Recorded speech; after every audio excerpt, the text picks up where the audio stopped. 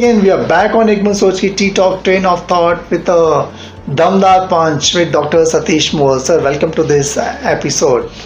There's a great insights what we have got in all the past episodes. A real Damdar Punch, a real great insights. What I think was given for a Tea Talk audience. So many times, like when we talk in terms of how one can engage in spiritual practices, like कैसा मतलब कर सकते हैं spiritual aspects में. पिछले episode में जो मैंने बताया था कि बैलेंस इन एक्शन, वो बैलेंस कहाँ से आएगा. आपने अपने शरीर की योग्यताओं का उपयोग करके एक स्किल तो आपने सीख ली, लेकिन यह बैलेंस जो है वह अपने माइंड से आता है. क्योंकि यदि आपका मन जो है वह स्थिर नहीं है तो आपने कुछ भी सीखा हो, कुछ भी किया हो, उसको आप सही ढंग से नहीं कर पाएंगे. हमने देखा होगा कई बार व्यक्ति का बड़ा अच्छा उसको सब कुछ आता है, लेकिन वो खेल में फिर भी हार के आ जाता है. वो उसको पूछे अरे क्या हो गया, उसने कहा आज मन नहीं लग रहा था. ये जो मन जो लगना है यह सबसे महत्वपूर्ण है. जब आपका शरीर और मन एकाग्र भाव से जब काम करना शुरू करता है तो आपकी इफ़िशियंसी जो है वो कई गुना बढ़ जाती है.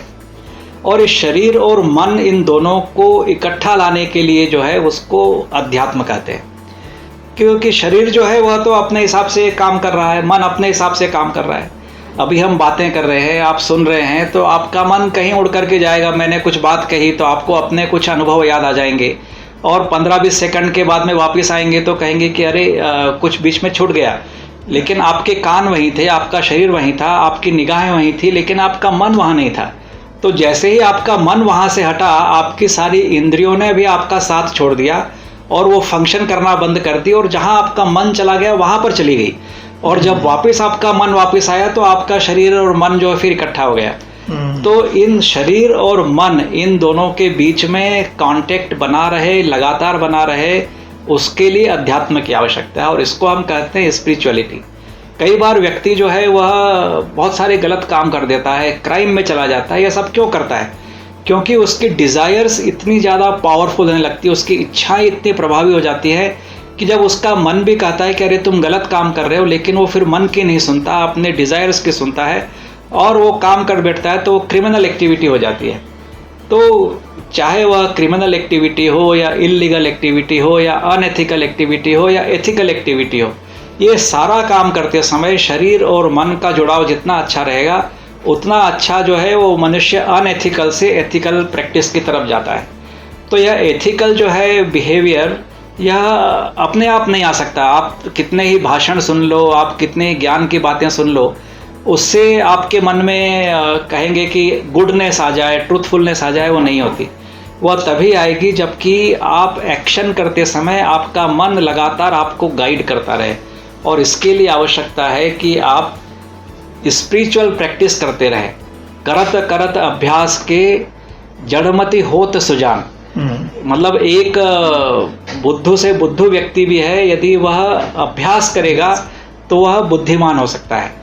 तो वैसे ही यदि आप स्पिरिचुअल प्रैक्टिस करेंगे तो धीरे धीरे आपका शरीर और मन जो है उसमें साम्यता बढ़ने लगती है. तो ये स्पिरिचुअल प्रैक्टिस क्या है? तो बहुत सारी स्पिरिचुअल प्रैक्टिस है. हर एक के धर्म में अपनी अपनी स्पिरिचुअल प्रैक्टिस, आध्यात्मिक प्रैक्टिस सिखाई गई है. उसको मैं कहता हूँ it is the technology of uniting body and mind. तो आप जितनी ज़्यादा वो स्पिरिचुअल प्रैक्टिस में एंगेज करेंगे उतना अधिक आपका अध्यात्म बढ़ेगा.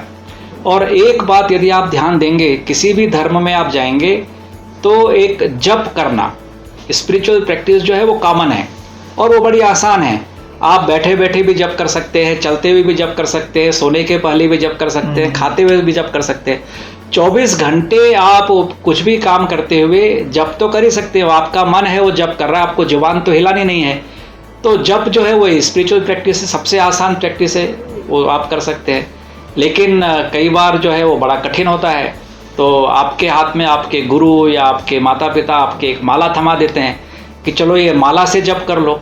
तो एक भौतिक आधार मिल गया जिसके आधार के ऊपर आप जप कर लेते हैं. और कितने समय जप करना, क्योंकि आप कंटिन्यूस तो जप करने में अपने आप को ठीक से नहीं महसूस कर पा रहे थे योग्य, तो आपके हाथ में माला दे करके कहते हैं कि आप ये 5 बार माला पढ़ लो, 11 बार पढ़ लो, तो उतने समय आप जप कर लेंगे तो आपकी आध्यात्मिक साधना हो जाएगी।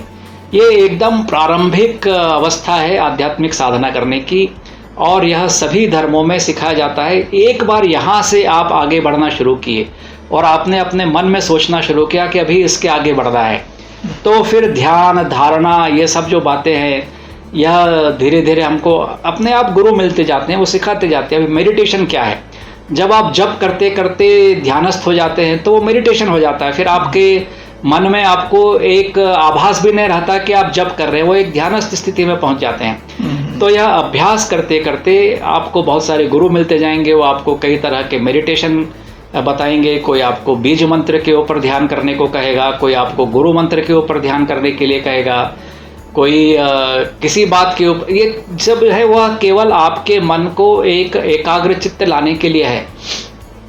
मेरा ऐसा विचार है, मेरा ऐसा अनुभव है कि स्पिरिचुअल प्रैक्टिस जो है वह एक माला की तरह है। पूरे आपके शरीर के अंदर सारे अवयव है, मन है, बुद्धि है, वह माला के अलग अलग मोती हैं और वह सब बिखरे पड़े हैं। जब आप अध्यात्म का आधार लेते हैं तो वह एक धागे की तरह उन सारे मोतियों को पिरो देती है और वह एक माला बन जाती है। तो जो स्पिरिचुअल प्रैक्टिस जो है वह आपके पूरे व्यक्तित्व को एक माला की तरह पिरो करके निखार देती है, सुंदर बना देती है, जिसके धारण करने से आप अपना कर्म सही ढंग से कर पाते हैं। इसके लिए बड़ा आवश्यक है कि हम किसी भी तरह की स्पिरिचुअल प्रैक्टिस नियमित रूप से करें। What a Damda punch again by Dr. Satish Mohd on this TikTok platform, that how one can engage in the spiritual practices. बुद्धू से बुद्धा कैसा बना है, you need to follow this kind of spiritual practices.